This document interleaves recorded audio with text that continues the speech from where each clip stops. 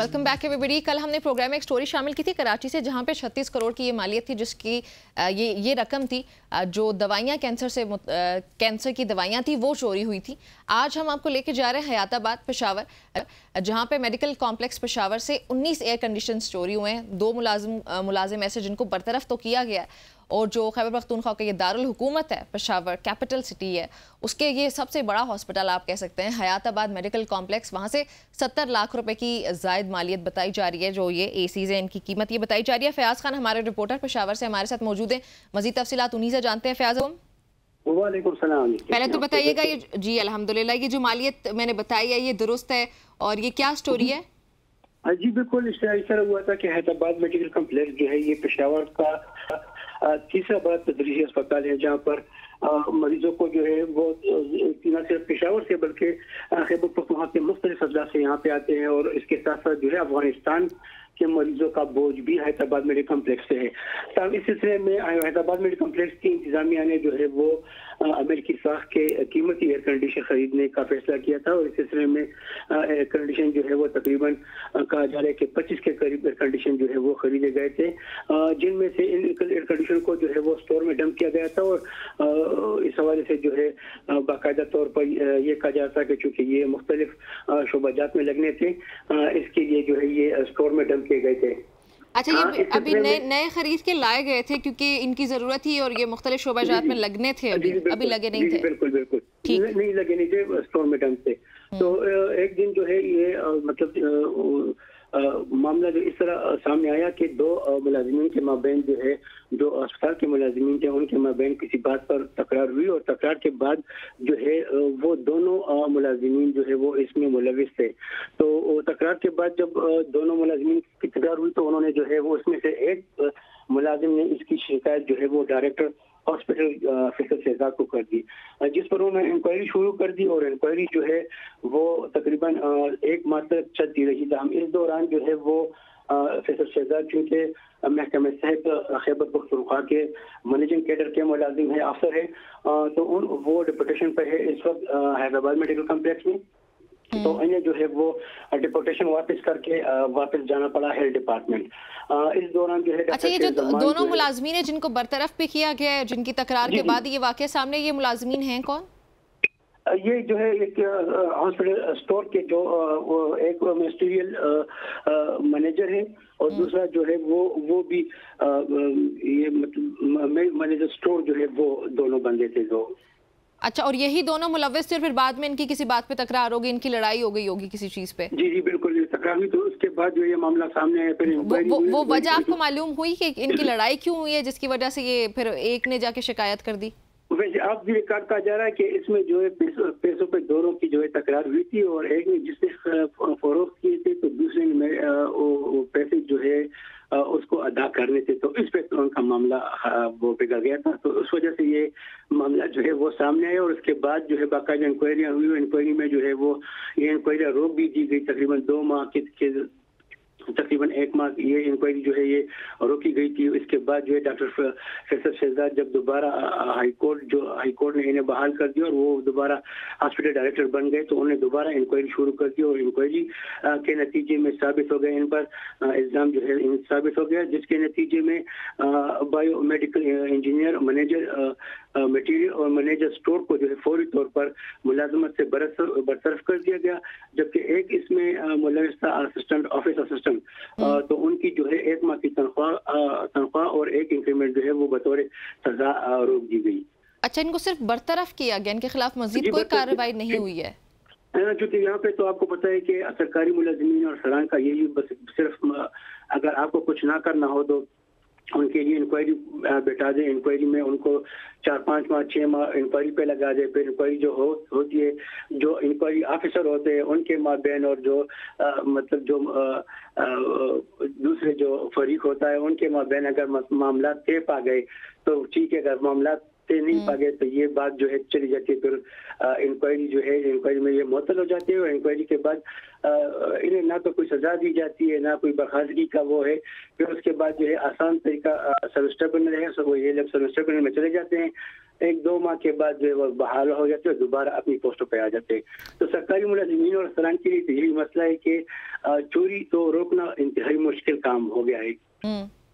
बिल्कुल ऐसा ही है, इसमें तो कोई शक नहीं है। एनी हाउ बहुत शुक्रिया फयाज खान आपका मैं पेशावर से अपडेट करने के लिए स्टोरी से मुतालिक।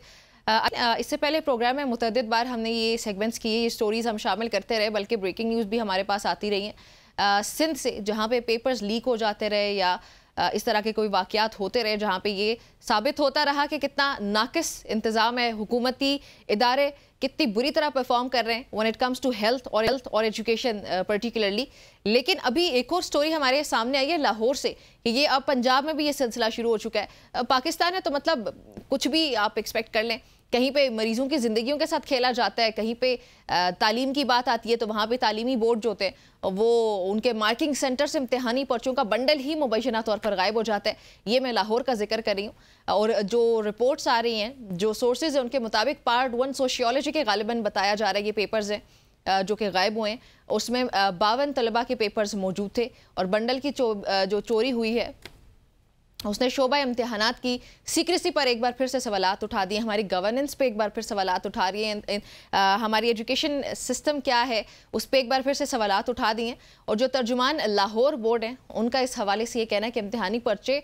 2 रोज़ पहले गायब होने की शिकायत सामने आई थी। उमर दराज गोंदल हमारे ब्यूरो चीफ हैं लाहौर से, वो हमें ज्वाइन करें पे। उमर अस्सलाम वालेकुम। जी वालेकुम सलाम। उमर बताएं कि ये क्या वाक़या है। ऑब्वियसली कुछ इन्फॉर्मेशन हमारे पास है, बाकी आप शेयर करें हमारे साथ। ये वाक़यात पहले सिंध से रिपोर्ट हो रहे थे, अब ये पंजाब में भी इस तरह होना शुरू हो गया क्या? नहीं, उसकी वजह अगर आपको याद हो जब ये गवर्नमेंट आई है उस दौरान पेपर्स हो रहे थे और उस दौरान ये खुद हम नहीं कह रहे थे, गवर्नमेंट के जो एजुकेशन मिनिस्टर है उन्होंने माना कि यहाँ पे पंजाब में भी सेंटर्स बिकते हैं और फिर उन्होंने छापे मारे, उन्होंने जो बूटी माफिया के लोग हैं उनको पकड़ा, ये सब कुछ हुआ। अब वो जो सारी चीजें मैं उसकी वजूहात बताता हूँ ये क्यों है। अब ये जो खबर आई है ये पर्चा गायब होने वाली, इस हवाले से पता ये चला है कि कोई आज से 3 रोज पहले पता ये चला कि चूंकि आपको पता है कि जब बच्चे पेपर्स दे देते हैं तो उसके बाद एक पूरा प्रोसेस है। मिसाल के तौर के ऊपर जो उनका ऊपर रोल नंबर होता है, जो उनका नाम शाम होता है, वो सारा उसके ऊपर से हटा के उनको एक फर्जी किस्म का एक शनाख्ती नंबर या कोई नंबर अलॉट किया जाता है। बिल्कुल ऐसे ही है। वो जो मार्किंग सेंटर्स में भेजे जाते हैं, क्योंकि जाहिर है कि वो पेपर्स लाखों की तादाद में होते हैं पंजाब के अंदर, तो वो मुख्तलिफ जगहों के ऊपर टीचर्स को हायर किया जाता है ताकि पता ना चले। अच्छा, अब हुआ ये है कि जो इस तरह से पेपर्स भेजे गए और जो वहाँ पे मार्किंग सेंटर है, बताया गया है कि पार्ट 1 का जो सोशियोलॉजी का पेपर है एक पूरे का पूरा बंडल गायब हुआ है। क्योंकि एक बंडल में कई दर्जन पेपर होते हैं, बताया गया कि 50 से ज्यादा बच्चों के पेपर्स उसमें मौजूद थे। और उसके बाद आज से 3 रोज पहले लाहौर बोर्ड को बाकायदा इस हवाले से आगाह किया गया कि जनाब वो बंडल गायब हो गया। अब ये नहीं बताया गया कि आया वो बंडल वहां पे किसी ने आपसे छीन लिया है या कोई और वजह बनी है, कैसे गायब हो गया है। क्योंकि अगर आप आमतौर पे देखें जिस तरह यूनिवर्सिटीज के पेपर होते हैं, जैसे पंजाब में एक बड़ा जो काम है वो पंजाब यूनिवर्सिटी का होता है या लाहौर बोर्ड है, गुजरावाला बोर्ड है, दीगर बोर्ड है, तो वो उसकी जो एक जगह से दूसरी जगह पेपर मुंतकिली होती है वो बड़ा सिक्योर तरीके से किया जाता है और वो कोई किसी टीचर का या उसका काम नहीं होता, उसमें बोर्ड खुद इन्वॉल्व होता है। तो अब ये जो है एक बहुत ही संजीदा और हसास किस्म का मामला है। तो अब जो लाहौर बोर्ड के जराए हैं वो ये बताते हैं कि देखें जनाब वो इस तरह से है कि अब हम इसकी इंक्वायरी कर रहे हैं और इंक्वायरी करने के बाद हम इसको देखेंगे क्या हो रहा है। लेकिन एक्चुअल मैं आपको बात बताना चाहता हूँ इसके पीछे प्रॉब्लम क्या है। लाहौर शहर जो है जहाँ पे लाहौर का तालीमी बोर्ड है, इसके और वजीर आला ऑफिस के दरमियान कोई ज्यादा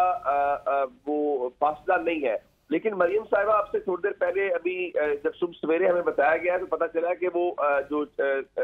एक लाइब्रेरी में गई है और उन्होंने वहां पे जो चिल्ड्रन लाइब्रेरी कॉम्प्लेक्स है वहां पे छापा मारा है। मरियम साहिबा स्कूल्स में भी जाती है, अच्छी बात है, लेकिन शायद मरियम साहिबा को वो शायद टिकटॉक बनाने में इतनी ज्यादा मसरूफ है कि जो असल मसाइल है